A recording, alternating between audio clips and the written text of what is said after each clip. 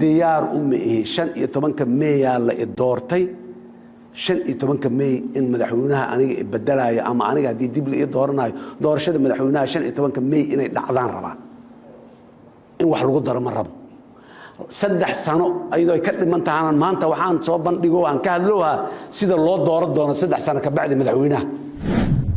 war haddaan fiicnayn xasan shaqa maanta dalka madaxweyne ka Soomaaliya oo shala loo doortay war haddaan uu fiicnayn bariyaaba doorashadii soo socotay war adigana dhaaf idhaha shalayna waa la idhahay Soomaaliya inta la doortay ayaa anoo joogaa la yiri Soomaaliya adiga xoogaa ra'yigaaga waa in laga fiican yahay mudaynaa adiga wax raali ah duqiyo intaan ka baxay laakiin dastuurka inuu dhamaadaan rabaa shaki kuma jiro waliba aniga gorgortan igaba ma jirtaba dastuurka inuu dhamaado laana waa ballan qaaday ilaahay hortiisa shacabka Soomaaliyeed uga ballan qaaday dastuurka inuu dhamaanayo maanta marka dadaa waxay u dacwoonayaan oo ay u hadlayaan oo ay ayadoo anaga runtii ra'yigooda oo muxtaram yahay oo ixtiraamayno inaan la soconin xigmadda marka dhadhamisay waa inaan la soconin oo diidan hay'ad dastuurku sida uu qorayay in dib u eegista loogu sameeyo diidan yahay laana dastuurku sida uu qorayay in dib u eegis loogu sameeyo waa sidaas socoto waay dib u eegista la sameeyo farsamada intay ka qaloocan tahay xagga ka qaloocan tahay iyo waa dood furan waa la ogol yahay waay waxa kale oo meesha furan qofka Soomaaliga ee ra'yiga waaba la weydiiyay ra'yigiisa in la dhageysto online ha lagu weydiiyo maxaan ku raada shir wada tasha lagu waaba la ogol yahay in la weydiiyo laakiin qofku maxaa la rabaa qodobkan saan loo dhigay waa laga fiican yahay oo waxa looga fiican yahay 1 2 3 oo waxa ka fiican saan in loo dhigo qofka inuu yiraahdo waa daw waa gar waa hadal xubin la oo la qaado karo laakiin qof markuu meel inta soo istaagay yiraahdo looma dhama maanan aqoon Soomaali hadaan nahay iyo meeshayna dhigtay iyo meesha aan joognay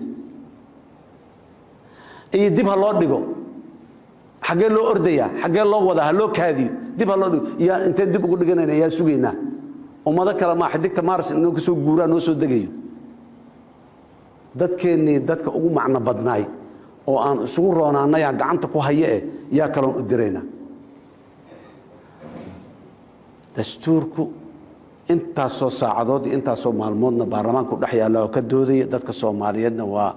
ayagoo fadhiyana waa la dhaxdiga waa ka doodeen ayagoo fog oo meel fog jiro dal iyo dibadna waa ka doodeen waa soo dhaxdigay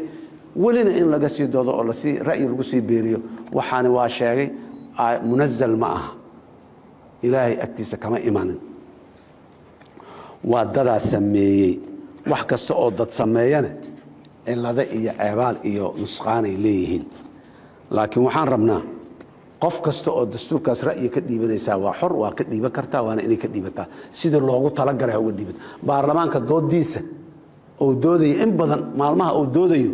dad aan baarlamaanka ka tirsanayna yaa la marti qaadaa oo baarlamaanka yimaado oo soo dhex fadhiista